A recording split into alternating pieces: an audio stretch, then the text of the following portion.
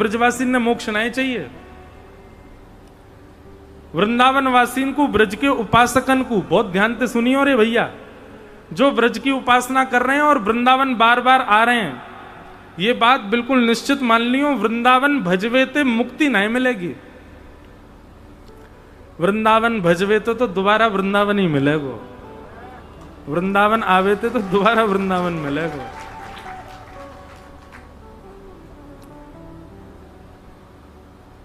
मुक्ति नौन सी खारी लागे, ब्रजवासी कह रहे हैं। बोले भैया मुक्ति कैसी लगे? बोले नमक जैसी खारी खारी लगे। अच्छा एक बात सुनो, श्री भगवान कपिल देवभूति संवाद में देवभूति माता को बताते हुए ये बात कहते हैं। बोले मैया मुझे जो भक्त प्रिय होते हैं वो भक्त कैसे होते हैं? बहुत ध्यान से सुनना। तब भगवान कहते हैं, बोले मैया 4 प्रकार की मुक्ति होती है, सालोक्य, शाष्टि, सामीप्य, सारूप्य। 5 प्रकार की मुक्ति, सालोक्य, शाष्टि, सामीप्य, सारूप्य और एकत्वम। ये 5 प्रकार की मुक्ति होती है। बहुत ध्यान से सुनना, बहुत अच्छा वर्णन है। यदि कोई मुक्ति का उपासक यहां बैठा हो तो वो सुन लेना, और जो ब्रजवासी हैं वो भी सुन ले, फिर बाद में बताऊंगा हमें क्या चाहिए। ब्रजवासी मतलब जो ब्रज को निरंतर ध्यान करते रहे, वो ब्रजवासी। तो सबसे पहले भगवान कह रहे हैं सालोक्य मुक्ति। सालोक्य मुक्ति का मतलब क्या होता है? बोले आपने इतना भजन किया, इतना भजन किया कि आपने जिनका भजन किया उस लोक की आपको प्राप्ति हो गई। आपने श्याम सुंदर को भजन किया होगा तो गोलोक धाम मिलेगा, आपने राम जी को भजन किया होगा तो साकेत धाम मिलेगा, आपने श्रीमन नारायण को भजन किया तो वैकुंठ मिलेगा। सालोक्य का मतलब क्या है? बोले आपको लोक मिल जाएगा, मतलब सोसाइटी तो वही मिलेगी जहां ठाकुर जी रहते हैं। बस इसी बात से प्रसन्न रहोगे, बस 4 गली दूर ही तो हैं जहां ठाकुर जी सो रहे हैं। प्रतीक्षा करो कब दर्शन होंगे। दर्शन की कोई कंफर्मेशन नहीं है, पर हां ठाकुर जी जहां हैं वहां रहने का अवसर मिल जाएगा। दर्शन के लिए यहां तो बैठे रहो खिड़की पे। रोज सालोक्य मुक्ति मिलने वालों को रोज वो आते हैं बिचौलिया, अगर आज ठाकुर जी का उधर जाने का मन बन रहा है तो सबरे वहां पहुंच गए। बोले आज ठाकुर जी आएंगे तो यहां दिख जाएंगे। अरे नहीं ठाकुर जी तो बीच रास्ता से मुड़ गए, अब कहां देखेंगे? बोले अभी अभी ऐसा सुनने में आया है, वो सबरी की कुटिया है ना वैकुंठ में, 4 दिन बाद ठाकुर जी शायद वहां जाने वाले हैं, तो वहां पहुंच गए सबरे डेरा डाल के बैठने, ठाकुर जी यहां आएंगे, वहां भी नहीं आए। सालोक्य मुक्ति से केवल इतना होगा, वो लोक मिल जाएगा जहां ठाकुर जी रहते हैं। दर्शन कब होंगे इसका कोई कंफर्मेशन नहीं। दूसरी मुक्ति कौन सी? शाष्टि। शाष्टि मुक्ति का अर्थ बताया गया कि ठाकुर जी के थोड़े समीप में, मतलब भगवान के कोई महल की सेवा या फिर कुंज की सेवा, उनके सुंदर बगीचान की सेवा, फुलवारी इनकी सेवा, कछु सेवा मिल जाएगी आपको। सेवा करते रहो, प्रतीक्षा करो, कभी तो दर्शन देंगे। मीराबाई कहती है ना, शाम मने चाकर राखो जी, हरि जी माने चाकर राखो जी, चाकर रहसू बाग लगासू, नित उठ दर्शन पासू, वृंदावन की कुंज गलिन में, वृंदावन की कुंज गलिन। मौन मत बैठो नहीं तो दांत टूट जाएंगे, गाओ सबरे। वृंदावन की कुंज गलिन में, वृंदावन की हरि की लीला गासूं, हरि की लीला गासूं, श्याम मने चाकर राखो जो, हरि जी माने चाकर। पर मीराबाई तो वृंदावन की चाकरी मांग रही। मुक्ति मिलवे वाली इनको वृंदावन थोड़ी है, उनको तो शाष्टि वैकुंठ में मिलेगी चाकरी। मां करते रहो। तो दूसरी मुक्ति कौन सी? शाष्टि। तीसरी मुक्ति कौन सी? बोले सामीप्य। इस मुक्ति में क्या होगा? बोले ठाकुर जी के थोड़े समीप रहने का अवसर मिलेगा। भगवान को कौन से वस्त्र पहनाने आप डिसाइड करो। ठाकुर जी कहीं जाएंगे तो संग झोला लेके चलो, ठाकुर जी रथ से उतरेंगे तो नीचे भैया टेबल चौकी लेके चलो, ठाकुर जी क्या पाएंगे वहां जाकर के वो व्यवस्थित कर दो। इस प्रकार सामीप्य मुक्ति। और चौथी मुक्ति है सारूप्य मुक्ति। सारूप्य मुक्ति मतलब ठाकुर जी को भजते भजते मुक्ति मिल गई और मुक्ति के बाद ठाकुर जी के ही जैसे आप हो गए, ठाकुर जी जैसा ही आपका रूप हो गया। मतलब कभी ठाकुर जी के दर्शन की इच्छा है तो आप स्वयं कोई प्रतिबिंब में देख करके आनंदित हो जाओगे। ठाकुर जी के स्वरूप में आप निवास कर रहे हो, ये सारूप्य मुक्ति। और पांचवी मुक्ति कौन सी है? बोले सायुज्य यानी एकत्वम, ठाकुर जी में ही विलीन हो जाना और कोई इच्छा, बस उन्हीं में ही विलीन रहना, ये एकत्वम। ये 5 प्रकार की मुक्ति हैं, सालोक्य, साष्टी, सामीप्य, सारूप्य और सायुज्य।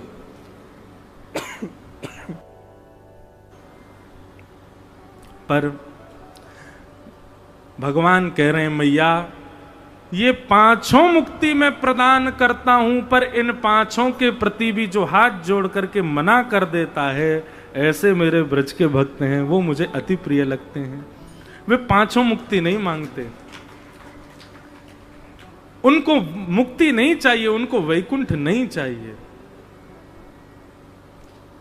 मोरहू बनाओ तो बनाओ श्री वृंदावन को, जो नाच नाच कुहक कुहक आपको रिझाऊंगो।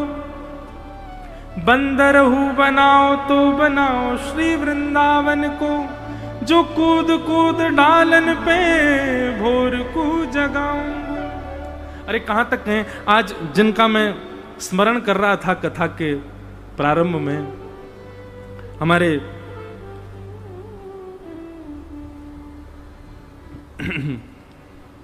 हरिदास परंपरा के चौथे आचार्य पूज्य श्री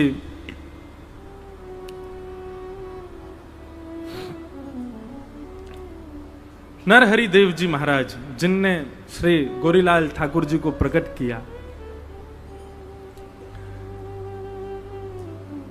ऐसो वर्णन आवे, पूज्य महाराज जी बता रहे थे गोरीलाल कुंज वाले, कि वे आचार्य जब ठाकुर जी उनके यहां विराजमान हो गए ना, तो ठाकुर जी को उनके निज कक्ष में अंदर अंतःपुर में उनके गर्भगृह में शयन करा करके नरहरदेव जी अपने सैया पर चले जाते सोवे के काजे, और थोड़ी देर बाद ही रोवे की आवाज आने लग जाती।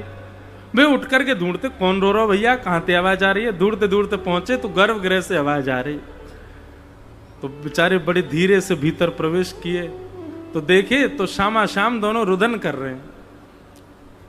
आचार्य ने पूछी, जय जय कहां भयो, आप रो काहे को रहे हैं? बोले आप हमको अकेलो छोड़ के काहे को चले गए, यहाँ पे हमारा मन ना लग रहा, हमको तो आपके पास ही सोना है, जहां आप सोओगे वहीं सोएंगे हम भी। आचार्य चरण बोले, जय जय ऐसे मत करो, आप तो देखो परमात्मा स्वरूप में हो, आप ठीक है मेरे प्रिया प्रियतम हो, पर फिर भी नेक तो मुंह को विचार करना पड़ेगा ना कि आपके लिए नेक अपरस होना चाहिए। बोले ये सब अपरस पपरस बाहर के लोगन के काजे, जिनको चित्त इतना पवित्र उनके काजे अपरस काय को, हम तो आपके पास ही सोएंगे। और पूज्य महाराज जी वर्णन कर रहे हैं, जब वर्णन सुना ना मेरे रोम रोम खड़े हो गए। वे कह रहे हैं कि लाल जी तो पूज्य आचार्य चरण की छाती पे हाथ धर के सो रहे हैं, और श्री जी तो छाती पे हाथ धर के सो रही हैं, और लाल जी अपने दोनों पाम पेट पे धर के सो रहे हैं। आचार्य चरण ऐसे सोते रात में। एक दिन आचार्य चरण ने निवेदन कियो, बोले कि हे लालजू, हे लाडलीजू, कोई देख लेगो तो अटपटो लगेगो, आपको भाव मेरो प्रेम ये बात अवस्था अलग है, पर यदि कोई और देखेगो तो फिर संशय करेगो, बात बनावेगो, या हमारे आप तो भीतर सेज पे ही विराजे करो। ठाकुर जी बोले एक काम है सके, बोले कहा, बोले सोएंगे तो हम आपके पास ही, और जब दर्शनार्थी के आवे को समय होगा, मंगला को समय होगा, तब हम गर्भगृह में चले जाए करेंगे। तो रात्रि शयन तो ठाकुर जी को गर्भगृह में ही होता, वाक्य बाद अपने आप शामा शाम किवाड़ खोल के आ जाते और आकर के आचार्य चरण के पास ही सोते। ऐसी लीला ठाकुर जी कर रहे हैं। ये सब लीलाएं प्रकट किससे होती हैं? ये प्रेम से प्रकट हो रही हैं। और उसी प्रेम का आपने वर्णन नहीं किया वेदव्यास जी, इसीलिए आपका चित्त अशांत हो रहा है। इसलिए मेरी आपसे प्रार्थना है कि अब आप जिस ग्रंथ की रचना करो, उस ग्रंथ में ठाकुर जी के प्रेम को प्रस्तुत करो, क्योंकि कृष्ण प्रेम में रहने वाले लोगों को धर्म, अर्थ, काम, मोक्ष की कामना नहीं है। वो तो केवल और केवल प्रेम चाहते हैं ठाकुर जी से। इसलिए अब आप ऐसी रचना करो जिससे प्रेम प्रकट हो। तब वेदव्यास जी महाराज ने कहा कि मुझे कुछ संकेत कीजिए। बोले समाधि ना अनुस्मर तद्विचेष्टितम, समाधि लगाओ, ध्यान लगाओ, समाधि से तुम्हारा कल्याण होगा। और तब नारद जी ने अपने पूर्व जन्म की कथा बताई। नारद जी बोले पूर्व जन्म में मैं एक दासी पुत्र था। मेरी मां घर घर जाके कार्य करती थी, एक संत के यहां जाकर के कुछ कार्य कर रही थी। तभी उन संत ने बताया कि चातुर्मास आने वाला, बहुत सारे संत हमारे गांव में आए और उनकी सेवा में मां ने मुझे भी रखा। 4 महीने तक खूब सत्संग सुना, संतों की सेवा की। 4 महीने बाद जब संत जाने लगे तो मुझे बड़ी पीड़ा हुई। मैं उन संतों के साथ जाने लगा, पर मां के कारण संतों ने मुझको स्वीकार नहीं किया। बोले नहीं, पहले मां की सेवा करो। मैंने कहा संतों से कि मैं क्या करूं जिससे मेरी स्मृति आपके प्रति बनी रहे। तब उन सब संतों ने मुझे 12 मंत्र प्रदान किया।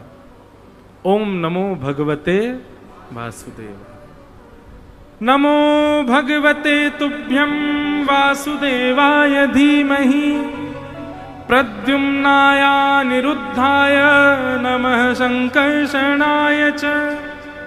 बंधुओं, ये भगवान का फोन नंबर है, ये बात निश्चित मान लो।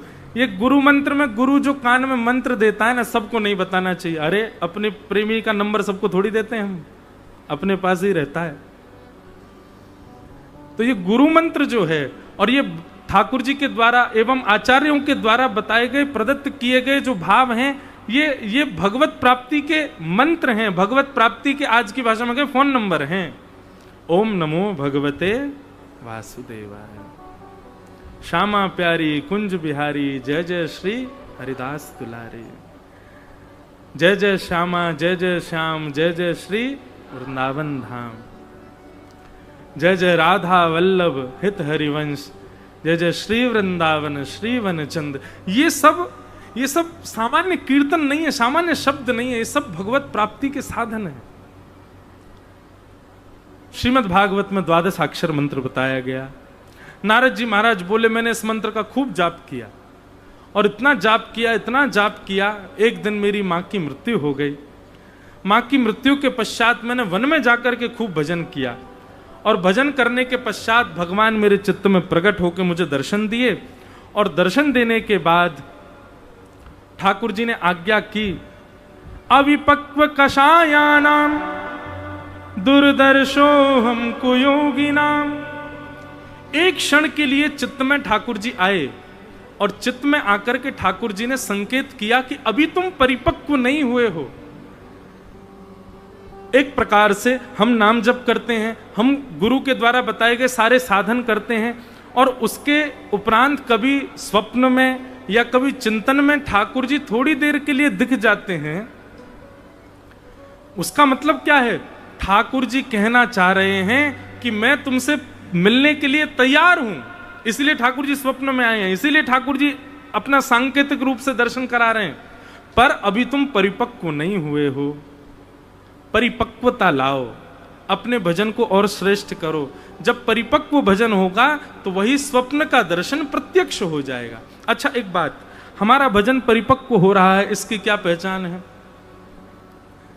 मैं अपनी कथाओं में कहा करता हूं, भजन की परिपक्वता की एक ही पहचान है, किसी में दोष ना दिखना।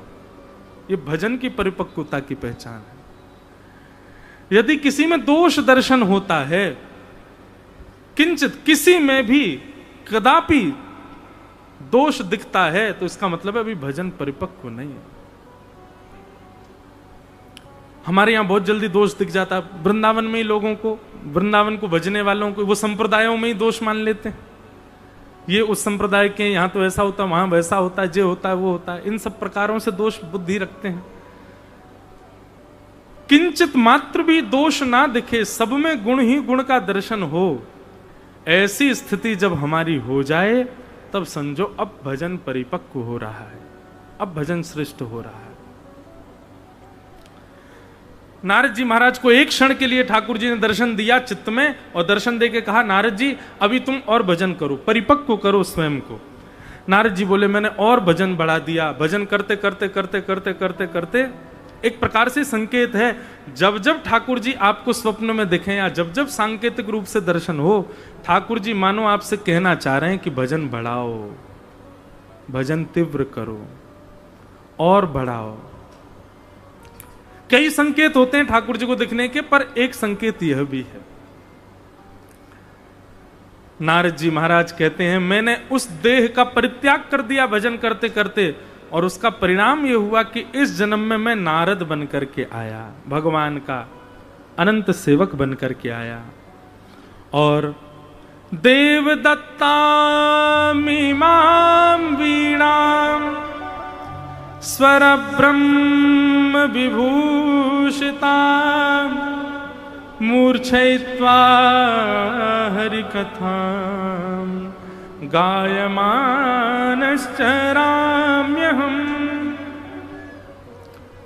नारद जी महाराज कहते हैं ये वीणा है, और ये देवदत्ता वीणा है, ये मुझे कहीं और से नहीं मिली, मुझे ठाकुर जी ने प्रदान की है। इसलिए मैं इस वीणा पर केवल ठाकुर जी का संकीर्तन करता हूं। ये क्या क्या कहना चाह रहे हैं नारद जी यहां पर? कई गुण ऐसे होते हैं बंधुओं जो हमको जन्म से प्राप्त हैं। एक तो होता है कि हमने परिश्रम करके, मेहनत करके प्रारब्ध से गुण प्राप्त किया, पर एक होता है कि जन्म से ही एक लक्षण ठाकुर जी ने पहले से ही दे रखा है हमको, एक गुण हमारे पास है। गुण किसको कहते हैं? जिससे कोई रीझता हो उसको गुण कहते हैं। ठाकुर जी ने हमको गुण प्रदान कर रखा है, तो वह गुण ठाकुर जी की सेवा के लिए ही होना चाहिए, उससे संसार के रंजन की भावना चित्त में नहीं होनी चाहिए। जैसे कई माताएं ऐसी होती हैं, उनके हाथ में ही स्वाद होता है, कैसी भी सब्जी दे दो वो हाथ मार लगा दें रसोई में ले जाके, बस उसको रख भर दें, थोड़ा कुछ भी कहीं से भी कुछ भी डाल देती हैं उठा के, वो बढ़िया ही बनती है। मतलब उनके ठाकुर जी ने गुण दिया है स्वाद का।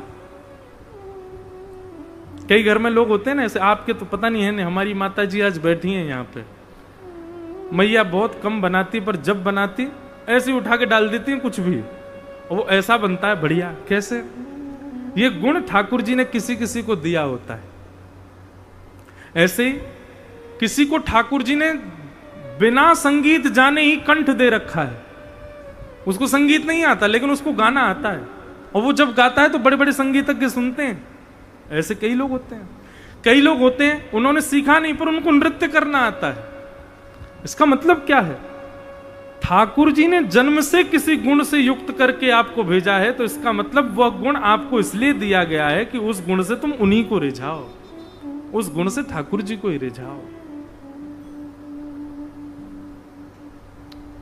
बस उस गुण को खोजो जिससे संसार रीझ रहा है। आपका कोई गुण जिससे किसी ने आकर के आपको बड़ाई कर दिया, अरे भाई तुमने ये काम बहुत बढ़िया किया, बस उसी दिन सोच लेना इससे लोग रीझ रहे हैं, तो मतलब यह गुण ठाकुर जी के लिए होना चाहिए। वही गुण ठाकुर जी को निवेदित कर दो, प्रस्तुत कर दो ठाकुर जी के आगे। अब ये केवल ठाकुर जी के लिए रहेगा, इससे अन्य किसी का नहीं। श्री चतुर्भुज दास जी फिर से याद आ गए। चतुर्भुज दास जी भी ऐसे ही गवैया थे। वो जब गाते थे महाराज, तो तानसेन भी एक बार आया तो तानसेन भी सुनता रह गया उनको। फतेहपुर सीकर के राजा रीझ गए उनसे, और महाराज वाह वाह वाह 3 बार कह करके कहा। जब कुमनदास जी गा रहे थे,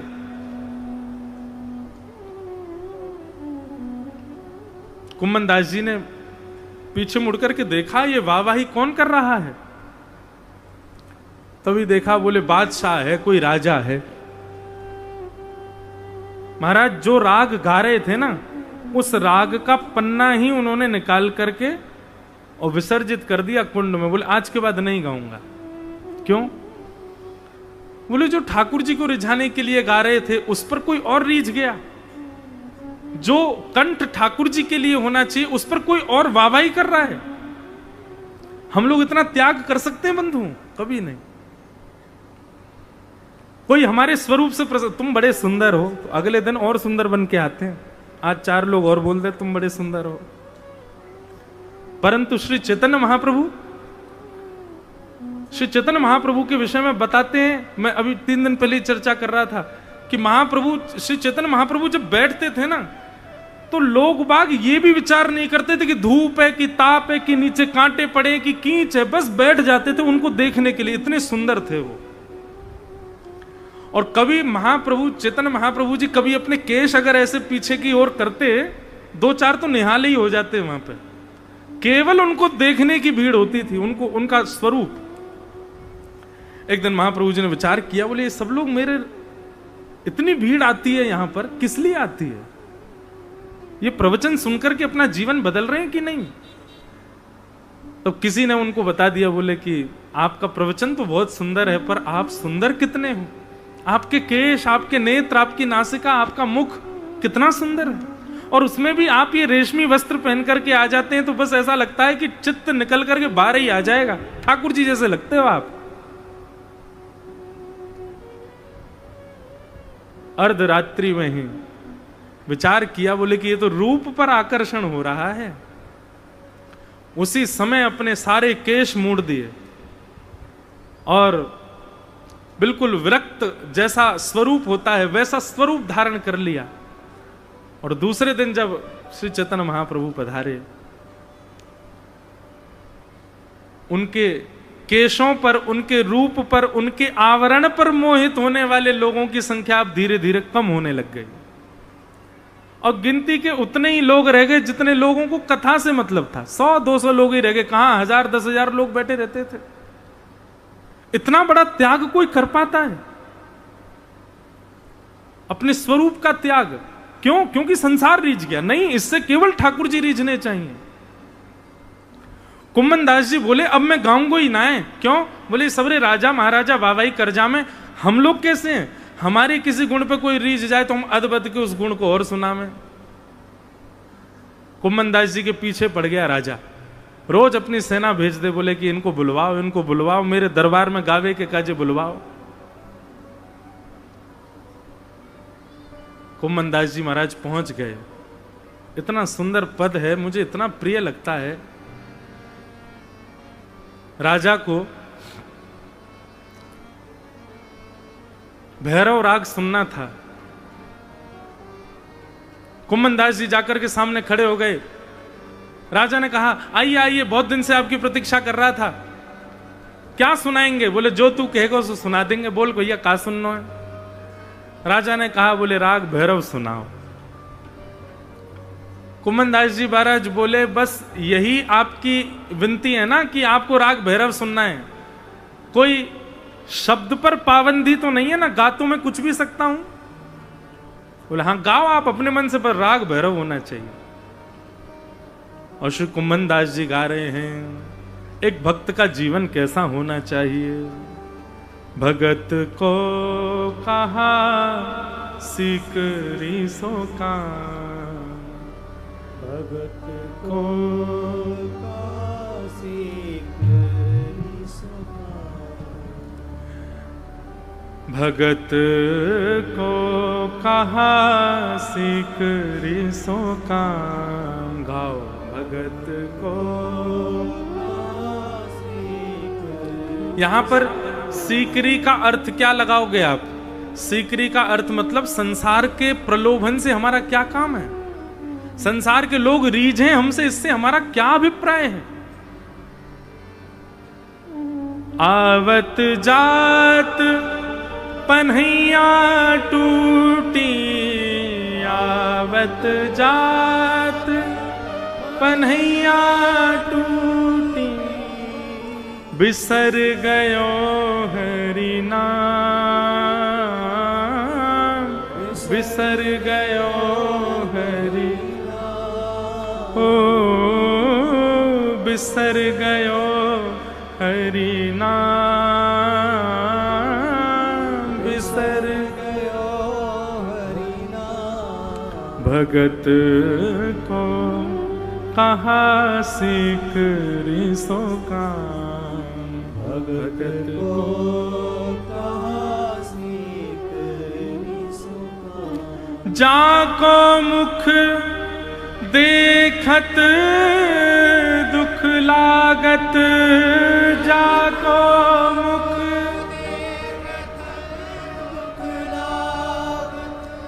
जाको मुख देखत दुख लागत, जाको मुख देखत दुख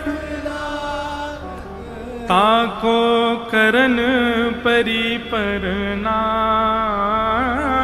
ताको करन परी परनाम। कुम्भन दास लाल गिरधर बिन, कुम्भन दास। हमारे पूज्य नाना जी एक बात कहते थे, बोले लाला 2 से अधिक बार यदि कोई वैष्णव को कथा में चिंतन है जाए तो यूं समझियो दिव्य रूप से वो वैष्णव बैठो है कथा में। आज श्री कुम्भन दास जी का 3री बार स्मरण हो रहा है, तो निश्चित है आज श्री राधा रसिक बिहारी जी के दर्शन करवे श्री कुम्भन दास जी पधारे हैं, और यहीं गिरिराज जी से ही पधारे, गिरिराज जी में ही रहे सदा, कहीं ना जामे वो। ये अष्टसखा कहीं गए ही नहीं भैया, गिरिराज जी से कहीं ना गए, वो यहीं रहे में। कुम्भन दास जी कह रहे हैं, कुम्भन दास लाल गिरधर बिन, कुम्भन दास और न दूजो काम, और न दूजो भगत को कहा सीख रिसो काम, भगत को महाराज कोई मेरू पर्वत के समान संपत्ति को भी त्याग दे ठाकुर जी के लिए, ठाकुर जी उसको मिलते हैं। भोरी सखी कहती हैं हमारे व्रजमंडल की, ऐसो दुख दीजो ही माही, ऐसो दुख दीजो बिनु पद कंज छटा दृग देखे, बिनु पद कंज छटा दृग दे, को सुहावे नाही, को सुहावे। बस्ती छोड़ एकांत बिठावे, बस्ती छोड़ बातन सो घबराही, बातन सो घबराही। भोरी ऐसे दुख बिन प्यारी, भोरी ऐसे जीवन व्यर्थ गवाही, जीवन व्यर्थ। भैया संसार में जैसा जीवन है ना उससे विपरीत हो जाएगा, और नहीं हो रहा है तो आप भक्ति पथ के पथिक कभी बने नहीं। संसार कैसा, एकांत छोड़ बस्ती में बिठावे, और भक्ति कैसी, बोले बस्ती छोड़ एकांत बिठावे, बातन सो घबराही।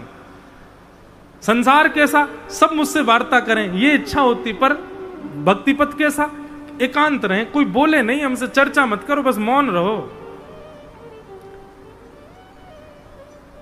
हरिराम व्यास जी कहते हैं, कनक कूट को टिक लग तजिए, भजिए कुंवर कन्हैया। जब तक मेरू पर्वत के समान सुख संपत्तियों का त्याग नहीं करोगे ठाकुर जी के लिए, अरे बंधुओं जो वस्तु आपको अति प्रिय संसार की ओर लेकर के जा रही है, उस वस्तु का त्याग करके दिखा दो ठाकुर जी के लिए, ठाकुर जी वही देना आपके रह जाएंगे। कुम्भन दास जी की गायकी के चर्चे होते, अगर वे राजा की बात मान करके राजा के यहाँ के गवैया बन जाते तो खूब संपत्ति प्राप्त हो जाती। पर कुम्भन दास जी कह रहे हैं, जाको मुख देखत दुख लागत ताको करण परी परनाम, कुम्भन दास लाल गिरधर बिन और न दूजो काम। राजा ने वाह वाही तो करी, कहा कुम्भन दास जी दक्षिणा मांगो, क्या दे दूं? कुम्भन दास जी बोले या मैं दे दो। बोले मांगो तो सही। बोले पहले वचन दो, जो मांगूंगा सो दोगे। राजा बोला आप मांगो ना, क्या चाहिए? आधी संपत्ति दे दूं अपनी। कुम्भन दास जी बोले आज के बाद आप हमको अपना मुख मत दिखाना, बस ये हमको दक्षिणा दे दो। आज के बाद कभी आप दिखना नहीं मुझको, मेरे गिरधर से मुझको कभी दूर करना नहीं। और तुरंत भागे गिरिराज जी और लौट करके आए और आकर के गिरिराज जी के सामने आकर के सौगंध दे के बोले आज के बाद यदि मैं कभी गाऊं और कोई और उस पर रीझ गया तो देख लियो लालन, मैं जीवन भर के लिए मौन है जाऊंगा, कभी नहीं गाऊंगा। हम त्याग कर सकते हैं संसार से, संसार आकर्षित हो जाए एक बार, हम तो फिर अदबद के आते हैं, ले और आकर्षित हो मोते। ठाकुर जी ऐसे, ये वैष्णव का स्वरूप नहीं है।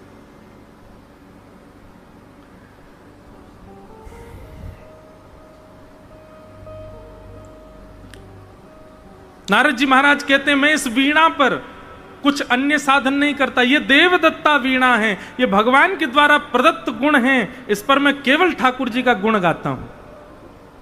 हम सबको भी भगवत प्रदत्त गुण ऐसा हो ही नहीं सकता, किसी के पास एक भी गुण ना हो ठाकुर जी का। ठाकुर जी कुछ ना कुछ देकर के भेजते हैं सबको, बस उस गुण को ढूंढो और उसी से ठाकुर जी को रिझा करके गाओ। नारद जी महाराज वेद व्यास जी से कहते हैं व्यास जी अब आप ध्यान लगाओ और ध्यान लगा करके भगवान के सुंदर यशों का वर्णन करो। तब वेद व्यास जी महाराज ने भगवान के प्रेम स्वरूप का चिंतन किया और नंद नंदन ब्रजेंद्र नंदन श्री कृष्ण का चिंतन करके जब व्यास जी महाराज श्री बद्रिकाश्रम में बैठे हैं सरस्वती के नदी के तट पर, तभी उनके चित्त में जो जो भाव आते गए वही सब लिपिबद्ध होते गए और प्रकट हो गई पुराण संहिता श्रीमद् भागवत। बोलो भागवत महापुराण की। श्री भागवत जी का उद्गम कहां से बताओ? प्रेम। धर्म अर्थ काम मोक्ष चतुर्विध पुरुषार्थों से उद्गम अन्य सबका हो सकता है, पर श्रीमद् भागवत जी का उद्गम तो प्रेम से है। यदि नारद जी ने आकर के प्रेम नहीं बताया होता वेद व्यास जी को तो कभी भागवत जी का प्रादुर्भाव नहीं होता। और एक बात सुनिए, भागवत जी यदि नहीं होती तो कभी हमको भक्तिमती मीराबाई प्राप्त नहीं होती। भागवत जी नहीं होती तो अनन्य नृपति रसिक शिरोमणि श्री स्वामी हरदास जी हमको प्राप्त नहीं होते। भागवत जी नहीं होती तो श्रीमद् वल्लभाचार्य जी प्राप्त नहीं होते। भागवत जी नहीं होती तो जितने आचार्य हैं इन सब आचार्यों का प्रादुर्भाव नहीं हो पाता। ये आचार्य तो होते पर इनके चित्त में प्रेम नहीं होता। प्रेम तो भागवत जी ही प्रकट करती। ऐसी भागवत जी की रचना वेद व्यास जी महाराज ने की और रचना करने के उपरांत मन में विचार करने लगे अब इसको गेहे गेहे जने जने कैसे स्थापिष्यामि। तब उन्होंने अपने पुत्र सुखदेव का चिंतन किया जो कि जन्म लेते ही वन की ओर चले गए थे। अपने कुछ बालकों को श्रीमद् भागवत जी के वेणु गीत का एक श्लोक याद करके भेज दिया, जाओ हिमालय में जाकर के इन श्लोकों का गान करना। और बालकों से कहा आधा ही गाना, जब कोई आकर के कहे पूरा सुनाओ तो उसको पकड़ के मेरे पास ले आना। तो बरहा पीड़म नटवर वपु कर्णयो कर्णकारम विभ्रदवासः कनक कपिसं वै जयंतीम च माला। हमारे पूज्य नाना जी पंडित श्री कृष्णलाल शास्त्री जी, उनकी बड़ी कृपा दास के ऊपर, इतना सुंदर वर्णन करते थे इस श्लोक का। वो क्या वर्णन कर रहे हैं? बोले लाला बरहा पीड़म, ठाकुर जी ने टेढ़ो मुकुट पहन रखो है और टेढ़े मुकुट के बाद में नटवर वपु, ठाकुर जी को वपु यानी कि अंग कैसा है? बोले आकर्षण करवे वारो है। भैया कोई के नेत्र देख करके आकर्षित होगे, कोई की नाक देख के आकर्षित होगे, कोई को रंग देख के आकर्षित हो जाओगे, बोले लेकिन कन्हैया तो ऐसा वाको एक रों भी दिख गयो तो वहीं पे आकर्षित हो जाओगे, ऐसा सुंदर है। नटवर वपु कर्ण योह कर्ण कारम, बोले कान तो दो हैं कन्हैया के, लेकिन कुंडल एक ही पहनो है। काय को कुंडल है? बोले पुष्प को कुंडल पहन रखो है। बाकू कभी एक कान में पहन लें, फिर वहां से निकाल के दूसरे कान में पहन लें। और नाना जी तो बड़ा अद्भुत वर्णन करते, यूं कहते, बोले कि लाला एक कान में कुंडल पहन के ठाकुर चल रहे हैं, ऐसे ऊपर पुष्प फंसा के चल रहे हैं, और मधुमंगल श्रीदामा दोनों संग चल रहे हैं। तो मधुमंगल की तरफ ठाकुर जी ने पुष्प पहन रखो, तो श्रीदामा के लाला पल्लंग को बढ़िया ना लग रहा, इल्लंग को धारण कर ले याकू। सो ठाकुर जी ऐसे पुष्प निकारें और आकाश में उछालें और अपने कान को ऐसा कर लें तो वो यहीं आके ही गिरे। तब श्रीदामा के हाँ लाला अब बढ़िया लग रहा है। फिर मधुमंगल के ना लाला ये देख गलत बता रहा हूं, वहां बढ़िया ना लग रहा हूं, यहाँ को लगे, यहाँ कर ले याकू। सो बार बार ठाकुर जी अपने दोनों कानन में पुष्प के कुंडल को फेर फेर के पहन रहे हैं।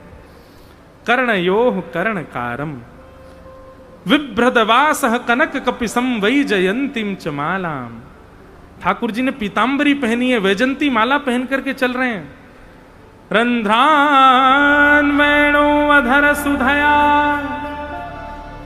अपने अधर पर वेणु को धारण करके ठाकुर जी मधुर वंशी बजाते हुए चल रहे हैं। पूरयन गोप वृंदई वृंदारण्यम स्वपद रमणम प्राविशद गीत कीर्ति। एक भाव बहुत अच्छा लगता है कभी कभी। हे मनमोहन तुझे रिझाऊं, तो हे नित नए लाड लड़ाऊं, बसा कर नैनन में, छिपा कर नैनन में, बसा कर नैनन में, छिपा बसा कर नैनन में, छिपा कर नैनन में, बसा कर नैनन में, छिपा कर नैनन। कभी कभी आज ये भाव पता बहुत देर से आ रहा हूं मन में। आज के ठाकुर जी के श्रृंगार को देख करके आज ठाकुर जी के बलैया लेवे को मन नहीं कर रहा। आज तो मन कर रहा बारी बारी जाऊं इन वस्त्रन पे। कितने सौभाग्यशाली हैं जो ऐसे सुंदर लाला के ऊपर धारण भय, बलैया ले लूं इन मालन की। जो कितने सौभाग्यशाली ठाकुर जी के ऐसे मुखमंडल पर आ रही हैं।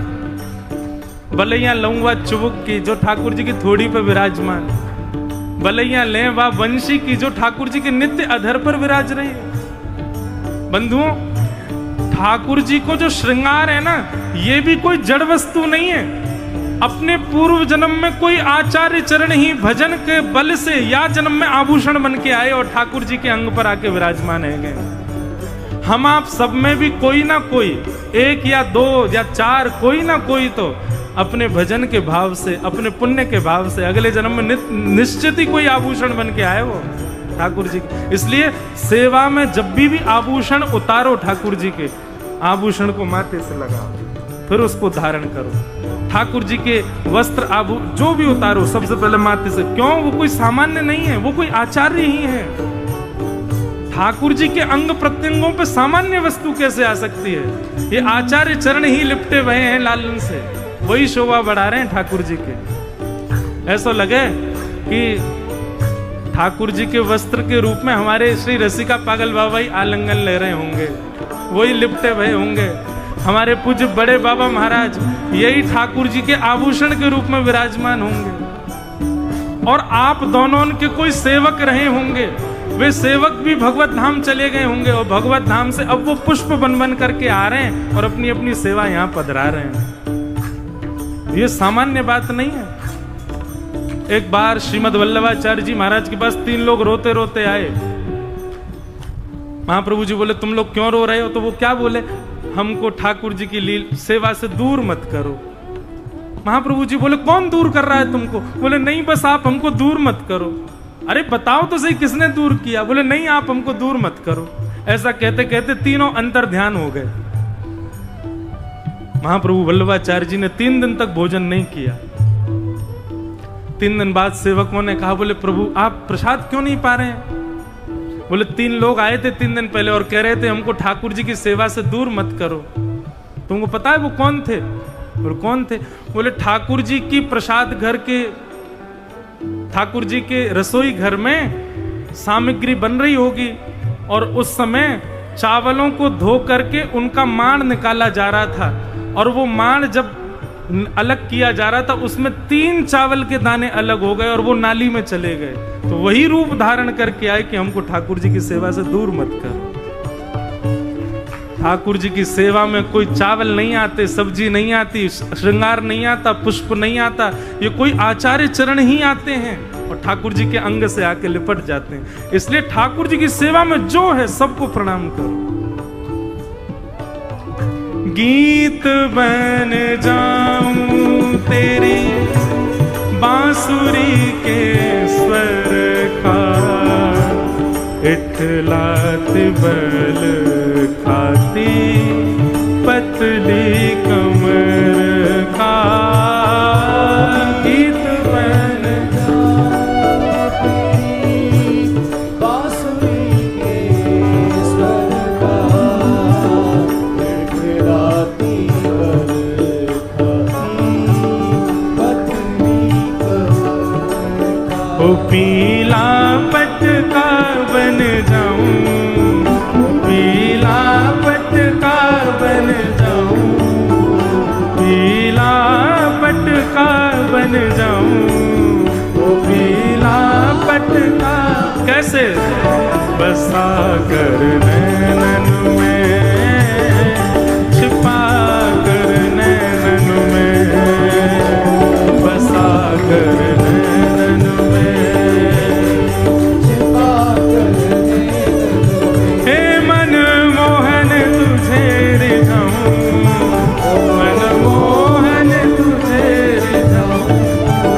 तोहे नित नए लाड़ लड़ाऊं, तोहे नित नए लाड़ लड़ाऊं। बसा कर नैनन में, छिपा कर नैनन में, बसा कर नैनन में, छिपा कर।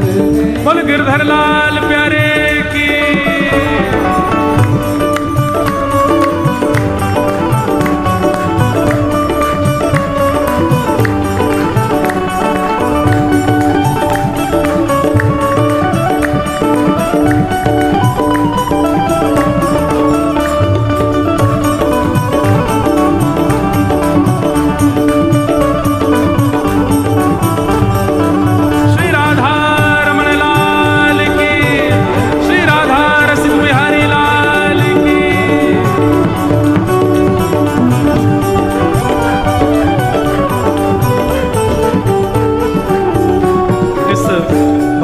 अंतिम पंक्ति मुझे बहुत अच्छी लगती है।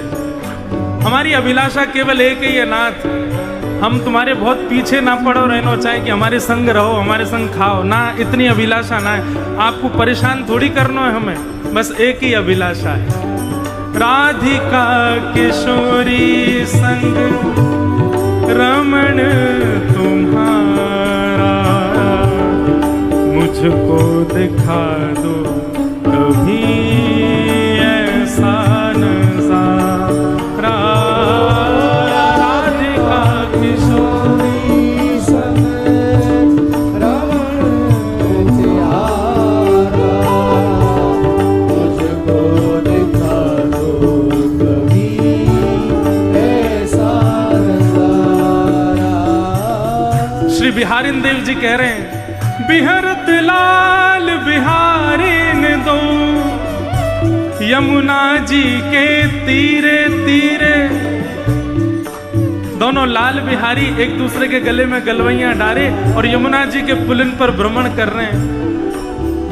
इतना सुंदर पद है श्री बिहारिन देव जी का।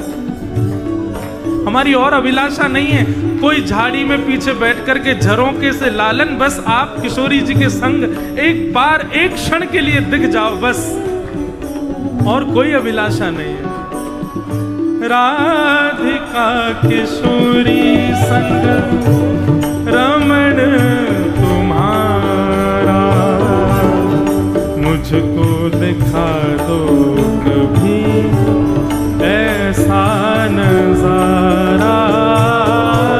राधिका किशोरी संग रमण तुम्हारा, मुझको दिखा दो कभी ऐसा और नजारा।